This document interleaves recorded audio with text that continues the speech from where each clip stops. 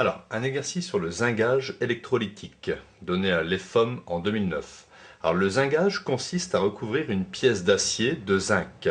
Alors, on la plonge dans une solution aqueuse de sulfate de zinc, Zn2 plus Aq plus SO4 Aq, et on fait circuler un courant entre cette pièce et une électrode de graphite.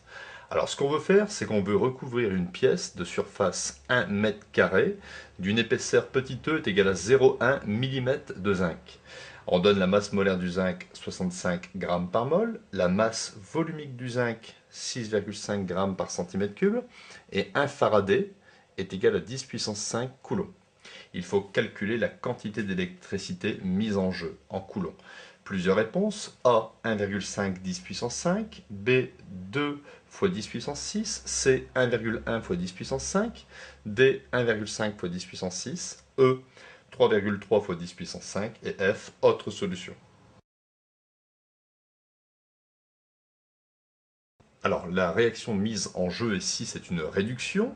C'est la réduction de l'ion Zn2+.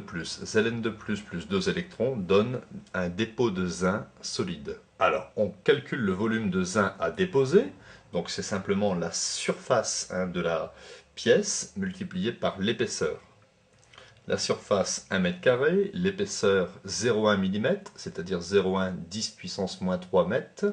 Et je trouve ici 0,1 c'est 10 moins 1, 10 moins 1 fois 10 moins 3, ça fait 10 moins 4 mètres cubes de zinc à déposer. Alors je multiplie ici par 10 puissance 6 pour l'avoir en centimètres cubes, puisque 1 mètre cube est égal à 10 puissance 6 centimètres cubes. Et j'obtiens ici 10 puissance 6 moins 4, ça fait 2, 10 puissance 2 cm3, ce qui me donne 100 cm3. Je calcule maintenant la masse de zinc correspondant. Alors la masse, on sait que c'est la masse volumique du zinc, fois le volume du zinc à déposer. Masse volumique du zinc 6,5 fois 100, j'obtiens 650 grammes à déposer sur la pièce.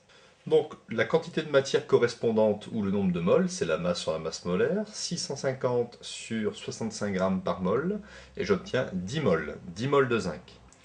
Alors, nous allons calculer ici la quantité de matière d'électrons qui ont circulé afin ici de déposer 10 moles de zinc. Eh bien, on s'aperçoit qu'ici, pour déposer 1 mol de zinc, il faut 2 moles d'électrons. Donc, le nombre de moles d'électrons nécessaires, hein, N électrons, c'est simplement égal à 2 fois le nombre de moles de zinc, c'est-à-dire 20 moles. Il faut 20 moles d'électrons qui ont circulé pour ici fabriquer 10 moles de zinc. Et étant donné que 1 mol d'électron a une charge électrique d'1 farad, c'est-à-dire ici on a pris 10 puissance 5 coulombs, eh bien la quantité d'électricité, Q en coulombs, c'est le nombre de moles d'électrons fois ici la charge d'1 mol d'électron en valeur absolue. Donc ça me fait 20 multiplié par 10 puissance 5 et j'obtiens 2 10 puissance 6 coulombs. Donc la bonne réponse, c'est la réponse B.